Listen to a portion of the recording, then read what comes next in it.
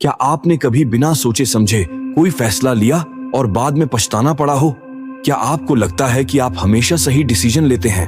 अगर हाँ, तो ये ऑडियो बुक आपके सोचने का तरीका बदल सकती है। अगर आपने पहला भाग नहीं सुना तो पहले उसे जरूर देखें, जहां हमने बताया हमारा दिमाग दो तरीकों से सोचता है, तेज और धीमा।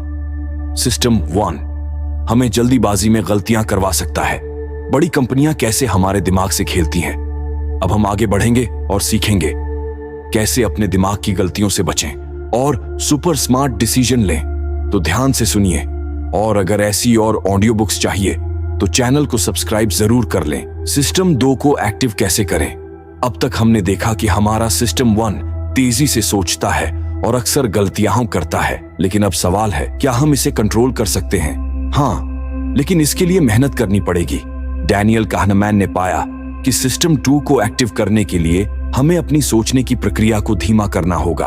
एक छोटी सी एक्सरसाइज करें। मैं आपको 2 रंगों के नाम बोलूंगा, लाल और नीला, और मैं आपको 2 शब्द दूंगा, ग्रीन और रेड। अब आपको शब्द का रंग बोलना है, न कि उसका मतलब। तो बोलिए ग्रीन, रेड। अगर आपको सोचने में थोड़ा समय लगा तो बधाई हो, आपने सिस्टम 2 को एक्टिव कर लिया। क्यों मुश्किल लगता है सिस्टम 2 को एक्टिव करना? हमारा दिमाग नेचुरली आलसी होता है। सिस्टम 1 तेज और ऑटोमेटिक है, जबकि सिस्टम 2 धीमा और मेहनत करने वाला। एक कहानी सुनिए। मान लीजिए राहुल और अजय को एक परीक्षा देनी है। राहुल हर सवाल का जवाब सोच समझकर लिखता है, सिस्टम 2 को एक्टिव करके। अजय जल्दी जल्दी जवाब लिखता है, सिस्टम 1 से काम लेकर। जब रिजल्ट आया तो राहुल पास हो गया और अजय फेल। सीख, जो भी इंसान बिना सोचे समझे सिर्फ सिस्टम 1 के भरोसे फैसले लेता है वो गलतियां करता है, लेकिन जो सिस्टम 2 को एक्टिव करता है वो स्मार्ट डिसीजन लेता है और आगे बढ़ता है।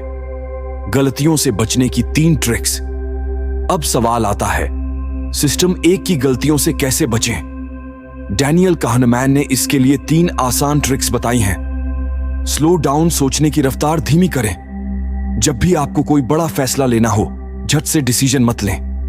थोड़ा रुकें, सोचें और फिर निर्णय लें। उदाहरण, अगर आप कोई महंगा मोबाइल खरीद रहे हैं तो पहले अच्छे से सोचिए, क्या ये वाकई जरूरी है? क्या कोई सस्ता और अच्छा ऑप्शन है? सिस्टम 1 आपको कहेगा, अरे बस खरीद लो, लेकिन सिस्टम 2 आपको कहेगा, रुको, पहले सोचो। थिंक इन नंबर्स, आंकड़ों के हिसाब से सोचें। सिस्टम 1 इमोशन से फैसले लेता है, लेकिन सिस्टम 2 अकल से सोचता है।